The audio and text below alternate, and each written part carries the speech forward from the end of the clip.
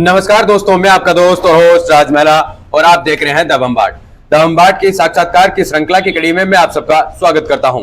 इस श्रृंखला की कड़ी में हम आपको मिलवाते हैं राजनेताओं से, बड़े संगीतकारों से और बड़ी नामी हस्तियों से। इसी कड़ी में आज हमारे साथ जुड़े हैं सुदर्शन जी शाश्वत, जो 27 नंबर वार्ड पार्षद है फतेहपुर से। तो चलिए सीधा रुख करता हूँ सुदर्शन जी की तरफ।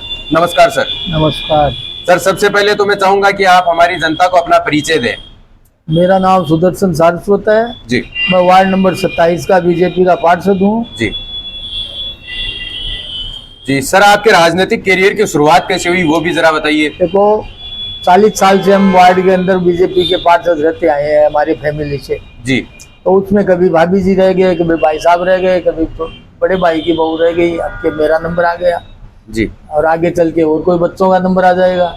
जी, पीढ़ी दर पीढ़ी आपके परिवार से ही बनते आ 40 रहे साल से हैं। हमारे पास। जी।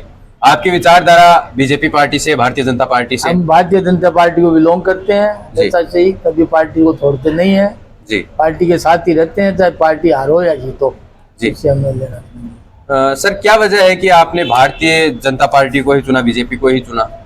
देखो जी, कांग्रेस से हमारी बात विचारधारा नहीं मिलती है, विचारधारा भारतीय जनता पार्टी से मिलती है, क्योंकि हमारे पहले बुजुर्ग थे वो जनसंघ में थे। जी। तो इस हिसाब से घरेलू पीढ़ियों से चलता आ रहा है। जी। आपकी विचारधारा सामने वाली पार्टी से कहाँ टकरा जाती है? कहाँ आपको लगता है कि नहीं वो अलग हैं, हम अलग हैं?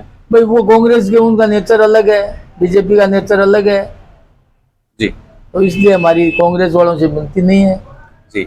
आपने जब अपने राजनीतिक कैरियर की शुरुआत की, आपने बताया कि पीढ़ी दर पीढ़ी आप ही के परिवार से पार्षद बनते आ रहे हैं। जब आपने अपने राजनीतिक कैरियर की शुरुआत की तो आपके सामने कौन कौन सी चुनौतियां आई? हमारे सामने बस यही कांग्रेस के वार्ड पार्षद थे। जी। तो उनको हमने पराजय किया। जी। और चुनौतियां क्या है, वो हमेशा वो ही रहते हैं कांग्रेस वाले। थोड़ा स्थानीय नेताओं के बारे में बताइए, उनका रवैया कैसा है, उनका नेचर कैसा है? देखो, स्थानीय नेता ये ऐसी बात है कि यहाँ गवर्नमेंट रही है कांग्रेस की पहले जी। हमारे टाइम में।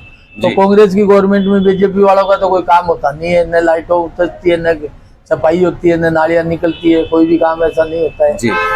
भेदभाव वाला काम करते हैं कांग्रेस वाले। जी।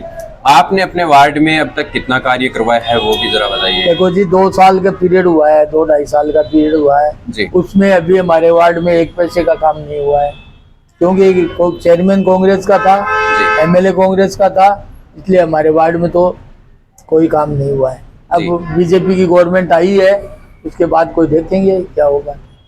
जी। आपके विधायक जो श्रवण जी चौधरी थे वो यहाँ से चुनाव हार गए हैं। क्या वजह रही कि उनको इस बार हार का सामना करना पड़ा? कहाँ क्या कमियां रही? उनकी वजह बीजेपी के ही बागी उम्मीदवारों ने उनको चुनाव हराने की कोशिश की, उन्होंने हराया। जी, कैसे, जरा खुलकर बताइए थोड़ा। बीजेपी के निर्दलीय खड़े हो गए मधुसूदन बिंडा, उसकी वजह से वो उनका चुनाव नहीं मिला। साहब में नंद किशोर महरिया हो गया। तो 2 आदमी होने से क्या है कि कांग्रेस की वोट बैंक तो एक साथ रह गई, बीजेपी की वोट बैंक 3 जगह हो गई। जी। फतेहपुर में पहले भी कांग्रेस के विधायक रहे हैं। हाँ। तो उन्होंने पिछली बार कितना क्या विकास कार्य करवाया फतेहपुर नगर में? भाई फतेहपुर नगर में तो विकास कार्य अब करवाने में तो वो कह रहे हैं नेचर पार्क बढ़ा दिया, वो बनवा दिया, लेकिन वो तो कोई अभी उसका कोई हल तो हुआ नहीं है। पानी की निकासी का भी वो कह रहे हैं करोड़ों रुपये लगा दिए, लेकिन अभी तो पानी की निकासी हुई नहीं है। जी। ये जो पानी भराव की समस्या है वो काफी बड़ी है। बरसात के समय में बहुत ऊंचा स्तर तक पानी बढ़ जाता है, 4 फीट पानी रहता है यहाँ। जी। तो उसके लिए आपने कभी कोई बगावत की, उनसे कोई बातचीत की पानी निकासी के लिए, ऐसा कुछ? नहीं, हमने उनसे कुछ नहीं किया। जी। राजनीतिक सेक्टर में आपका सबसे पसंदीदा चेहरा कौन सा है? हमारा सबसे पसंदीदा चेहरा नरेंद्र मोदी है। जी। क्या वजह है?